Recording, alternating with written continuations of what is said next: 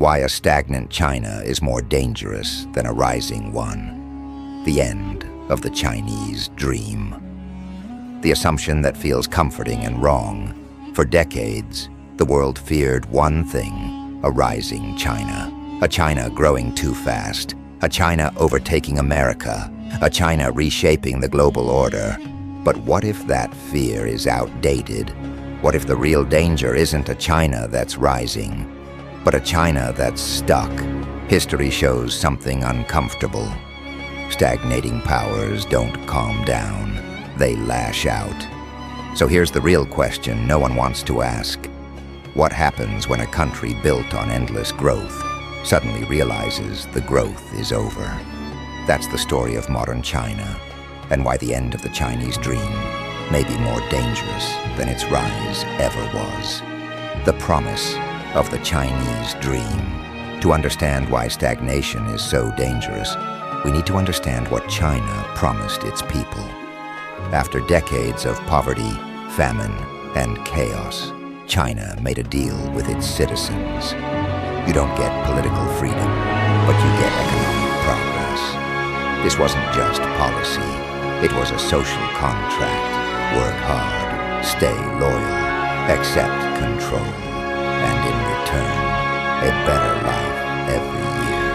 For 40 years, that deal worked. Origins, the reform that changed everything. In the late 1970s, China was broken. Then came Deng Xiaoping. He didn't dismantle communism, he bent it. Markets were allowed, foreign investment welcomed, private incentives tolerated. China didn't become capitalist. It became efficient enough to grow. And grow it did. Factories replaced farms. Villages became cities. Exports flooded the world. Hundreds of millions were lifted out of poverty. This wasn't just economic growth, it was legitimacy. The Communist Party survived not because of ideology, but because it delivered results. The miracle years, from the 1990s to the early 2010s, China experienced one of the fastest growth periods in human history. Double-digit GDP growth, massive infrastructure projects, an export machine that powered the global economy. China became the world's factory, the engine of global growth, a pillar of supply chains, and with growth came confidence. The Chinese dream was born the idea that China would reclaim its historical place as a global power without collapsing like the Soviet Union. But that dream had a hidden flaw.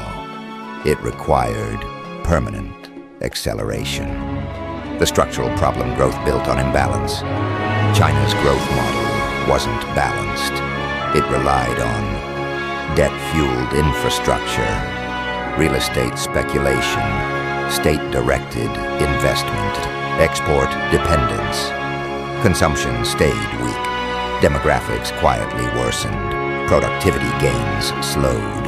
But as long as growth numbers looked strong, the problems were ignored. Until the math stopped working.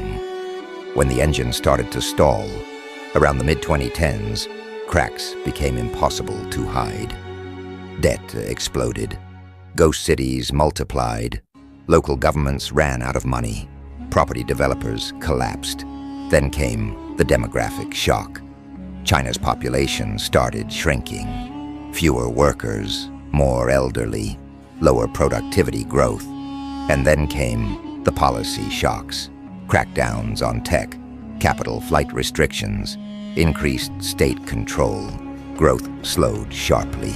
The engine that powered legitimacy began to sputter. The real danger. Stagnation breaks the social contract. Here's why stagnation is more dangerous than growth. A rising China is confident. A stagnant China is insecure. When growth slows, jobs disappear. Youth unemployment rises. Middle-class expectations collapse. People who are promised a better future start asking dangerous questions. And authoritarian systems don't handle disappointment well. When prosperity disappears, control tightens. Internal pressure, external risk. Stagnation creates two pressures at once. Internal pressure, youth unemployment surges, property, wealth evaporates, trust in the future collapses. External pressure, nationalism becomes a distraction. Foreign threats unify the public. Confrontation replaces cooperation. History shows this pattern repeatedly. A stagnating power doesn't retreat quietly. It seeks meaning, pride, and leverage elsewhere. Why China can't grow its way out. China knows it has a problem. It has tried. More stimulus, more state spending, more industrial policy. Consumption can't rise without freedom. Innovation can't flourish under fear. Confidence can't return without trust. And trust is the one thing stagnation destroys fastest. History's warning signs. This isn't new. Imperial Japan in the 1930s, the Soviet Union in the 1970s, even parts of Europe before World War I. In each case, growth slowed, legitimacy weakened, external conflict became tempting, not because leaders wanted war, but because stagnation left no other narrative. A rising power negotiates, a stagnating one forces outcomes. The end of the Chinese dream. The Chinese dream was built on motion, upward mobility, rising incomes, a sense that tomorrow would be better. Stagnation shatters that dream. And when dreams end, myths replace them. National destiny, historical grievances, external enemies. That's when the world should pay attention. Why this matters to you. China isn't isolated. It sits at the center of global trade, supply chains, financial markets, geopolitical stability. A stagnant China doesn't just affect China, it reshapes the world. 3 clear takeaways. 1. Stagnation is more dangerous than growth. Growth calms societies. Stagnation radicalizes them. 2. Economic legitimacy is fragile. When prosperity fades, control replaces consent. 3. History punishes systems that can't adapt. Rigid systems survive growth but break under stagnation. Final warning.